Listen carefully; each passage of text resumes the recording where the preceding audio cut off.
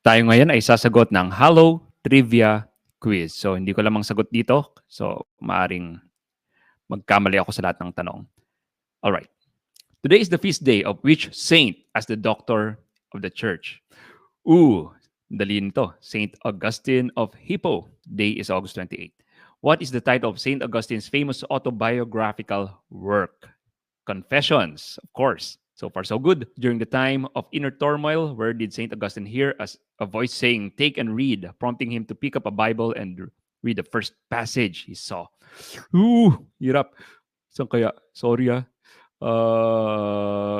A garden. Yes. Who baptized St. Augustine during Easter Vigil of April 24? St. Ambrose?